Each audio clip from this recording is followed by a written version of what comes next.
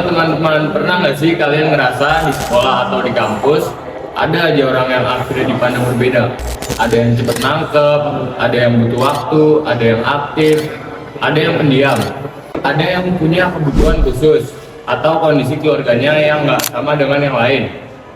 Pendidikan itu bukan cuma soal nilai atau ujian. Pendidikan itu tentang memberi kesempatan supaya semua orang bisa berkembang sesuai kemampuan masing-masing.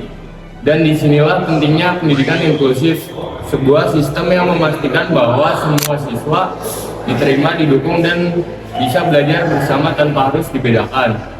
Karena pada dasarnya setiap anak punya hak yang sama untuk merasa aman dan dihargai di ruang belajar. Apa sih pendidikan inklusif? Pendidikan inklusif itu bukan program tambahan, tetapi prinsip utama bahwa orang berhak mendapatkan layanan pendidikan yang setara. Di prinsip ini sudah jelas diatur di dalam Undang-Undang 1945 Pasal 31, Undang-Undang Nomor 20 Tahun 2003 tentang Sistem Pendidikan Nasional, dan Permendiknas Nomor 70 Tahun 2009. Lewat pendidikan inklusif, sekolah bukan cuma fokus dengan akademik, tetapi juga membentuk nilai moral, empati, dan kemampuan sosial. Kita belajar bahwa perbedaan itu wajar.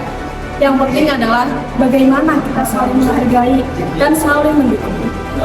Belajar di lingkungan yang inklusif bikin kita biasa berinteraksi dengan berbagai karakter dan kemampuan orang. Kita jadi paham bahwa setiap orang punya kelebihan dan tantangannya masing-masing.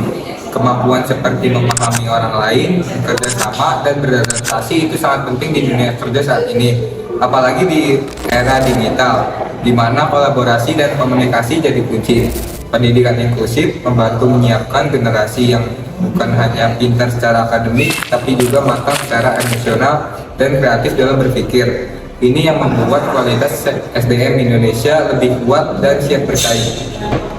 Di Indonesia, pendidikan inklusif sebenarnya sudah mulai diterapkan lewat berbagai kebijakan seperti kurikulum merdeka, BOS, PIP, dan KIP, pelatihan guru, program sekolah inklusi. Tapi tentu saja masih ada tantangannya. Misalnya, fasilitas yang belum merata, guru yang belum sepenuhnya siap menghadapi keberagaman kebutuhan, dan kurangnya pemahaman masyarakat tentang pentingnya inklusi. Meski begitu, perbaikan terus dilakukan. Setiap tahun, semakin banyak sekolah yang mulai membuka aksesnya yang lebih ramah untuk semua siswa. Langkah kecil ini nantinya bisa membawa perubahan besar bagi pendidikan kita. Lalu, apa dampaknya? Kalau pendidikan inklusif diterapkan dengan baik, dampaknya luas sekali. Yang pertama ada secara sosial. Masyarakat jadi lebih terbiasa untuk menghargai perbedaan. Yang kedua, secara ekonomi, muncul toleransi yang berubah. Dan yang terakhir, secara budaya, yaitu rasa persatuan sebagai dua dan tidak ada yang merasa ditinggalkan. Pendidikan inklusif bukan cuma soal memberikan akses belajar, tapi untuk memastikan semua anak mempunyai diri dan dasar yang benar. Inilah fondasi yang penting untuk masa depan bangsa Indonesia yang lebih baik.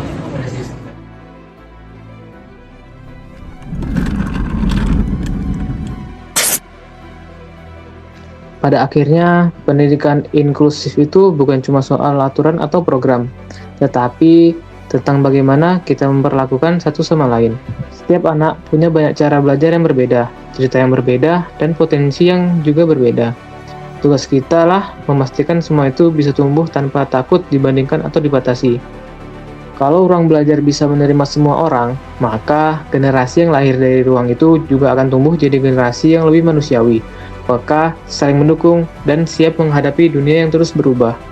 Jadi, mari sama-sama dorong pendidikan yang lebih terbuka, lebih adil, dan lebih ramah untuk siapapun.